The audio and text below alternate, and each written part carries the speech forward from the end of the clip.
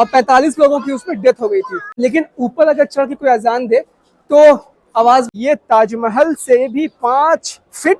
आज के इस वीडियो में आपको हम सबसे टॉप वाले फ्लोर पे भी लेकर के जाएंगे। Hello guys, welcome back to my channel once again. तो दोस्तों, ये हमारे दिल्ली सल्तनत की अगली वीडियो है और इस वीडियो में हम आपको बताने जा रहे हैं मामलुक वंश यानी गुलाम वंश के बारे में। यहाँ पे हम कवर करेंगे कुतुबुद्दीन ऐबक का कुछ इतिहास और मोहम्मद गौरी का जो भी इतिहास था, जो भी जानकारी था, वो हमने इसके पहले वाली वीडियो में और आयरन पिलर की वीडियो में हमने आपको बता रखा है। तो आइए जल्दी से जल्दी हम शुरू करते हैं मामलुक वंश और इस कुतुब मीनार के ब्लॉग। यहाँ पे अब आप देख सकते हैं, ये है यहाँ का कुतुब मीनार और ये जो पूरा कॉम्प्लेक्स है ये कहलाता है कुतुब मीनार कॉम्प्लेक्स। यहाँ पर जो मेन अट्रैक्शन का स्पॉट है वो कुतुब मीनार है और एक आयरन पिलर जो हमने आपको कल दिखलाया था। और इस साइड में अगर आप देखें तो यहाँ पर जो है कुव्वतुल इस्लाम मॉस्क मस्जिद की बहुत सारे खंडर वगैरह हैं। काफ़ी ज़्यादा भीड़ है और ये जो है ये है यहाँ का सबसे मेन टूरिस्ट स्पॉट, लोग इसे देखने आते हैं।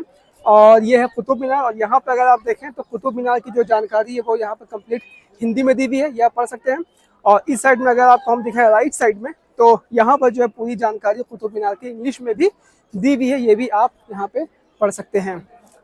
तो दोस्तों, इसका कंस्ट्रक्शन कब स्टार्ट हुआ था, किसने स्टार्ट किया था, वो आपको हम बताएंगे। लेकिन वो सब बताने से पहले जो है ना, आपको हम बतलाते हैं कुतुबुद्दीन ऐबक के बारे में। कुतुबुद्दीन ऐबक जो है वो असल में गुलाम हुआ करते थे, मोहम्मद गौरी के गुलाम हुआ करते थे। और चूंकि वो गुलाम थे इसलिए उनके द्वारा कायम किए गए वंश को हम गुलाम वंश कहते हैं या मामलुक वंश इसे कहा जाता है। ऐसा बताया जाता है कि कुतुबुद्दीन ऐबक जो है वो मोहम्मद गौरी का बहुत ही वफादार गुलाम था। पैदाइश की अगर हम बात करें तो 1152 या 1150 में उनकी पैदाइश हुई थी और बचपन में ही कुतुबुद्दीन ऐबक को जो है बेच दिया गया था एज अ स्लेव। पहले पर्शिया में उनको ख़रीदा गया, बाद में मोहम्मद गौरी ने उन्हें ख़रीद लिया था और उसके बाद से लेकर के हमेशा मोहम्मद गौरी के साथ ही वो रहे थे। मोहम्मद गौरी का अगर थोड़ा सा इतिहास बताएं तो उसने भी भारत में बहुत एक्सपीडिशंस किए थे। मेन जो एक्सपीडिशन है वो है 1191-1192 का बैटल ऑफ तराइन फर्स्ट और second. Battle of second Tarain में मुस्लिम शासन जो है हिंदुस्तान में आ चुका था।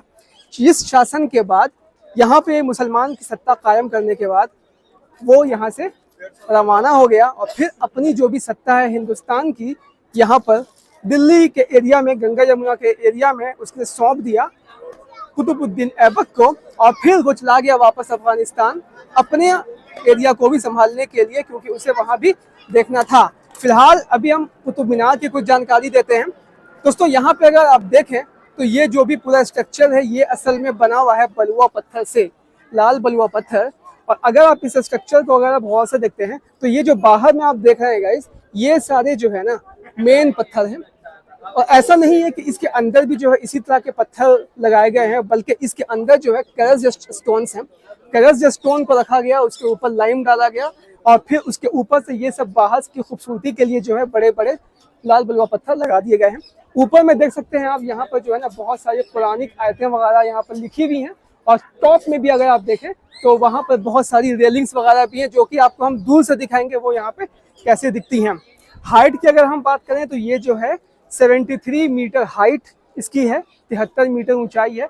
और सबसे ताज्जुब की बात यह है दोस्तों कि ये ताजमहल से भी 5 फीट कम है। और थोड़ा इधर अगर हम आते हैं तो इस साइड में भी आप देख सकते हैं दोस्तों कि डायमीटर जो इसका नीचे का है ये करीब करीब 43 फीट है और ऊपर का जो डायमीटर है सबसे टॉप फ्लोर का वो है 9 फीट। और इसे जो है यहाँ पे इस तरह से घेर दिया गया है। और सबसे खास बात यह है कि आज के इस वीडियो में आपको हम सबसे टॉप वाले फ्लोर पे भी लेकर के जाएंगे। टॉप के फ्लोर पे क्या है वो भी आपको हम दिखलाएंगे। तो दोस्तों, आप देख सकते हैं ना कि नज़दीक से जो है चीज़ें कितनी अच्छी लग रही हैं, लेकिन सबसे अफसोस की बात है ना कि आप देख सकते हैं कि चीज़ें जो है बहुत हद तक जो है दरारें वगैरह इसमें पड़ चुकी हैं। टाइम टू टाइम जो है इसे कई बार रिनोवेट किया गया है। और उस साइड में आप देखिए एक और वहाँ पे दरार है। इसके अंदर जो है टोटल स्पाइरल सीढ़ी बनी हुई है। कहा जाता है कि 399 सीढ़ी जो है इसके अंदर ऊपर तक जाती है। एक ज़माने में लोग ऊपर जाया करते थे, लेकिन किसी वजह से जो है इसमें जाना बंद हो गया। वो भी आपको हम बताएंगे, वीडियो में बने रहिएगा क्यों जाना बंद हो गया। तो दोस्तों, कुतुबुद्दीन ऐबक के इतिहास पे अगर हम वापस आते हैं ना तो कुतुबुद्दीन ऐबक ने 1193 से लेकर के 1203 तक जो है बहुत सारे एक्सपेडिशंस किए थे। उसने जो है सबसे पहले गुजरात के ऊपर एक्सपेडिशन किया था, राजपूत पे भी एक्सपेडिशन किया था, कन्नौज की जंग में भी उसने हिस्सा लिया था जिसमें राजा जयचंद्र को हराने में उसने काफ़ी ज़्यादा मदद की थी।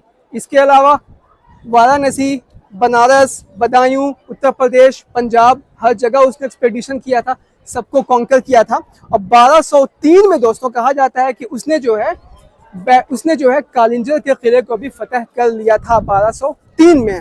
और इस एरिया में जो है ना, जैसा हमने आपको बताया कि मोहम्मद गौरी के बहुत सारे गुलाम थे, इस एरिया की देख रेख जो है कुतुबुद्दीन ऐबकी कर रहा था। उसके जो है बहुत सारे गुलाम हुआ करते थे, यालदूस, नासिरुद्दीन कबाचा, ये सब लोग थे, लेकिन सबको अलग अलग एरिया दिया गया था। लेकिन इस एरिया पे जो है ना सब लोग शासन करना चाहते थे। आप लोगों ने सुना होगा बख्तियार खिलजी के बारे में भी, तो बख्तियार खिलजी भी जो है वो भी असल में मोहम्मद गौरी का ही एक गुलाम था जो भी इस एरिया पे शासन करना चाहता था। और उसे जो है फाइनली बंगाल और बिहार का एरिया दिया गया था।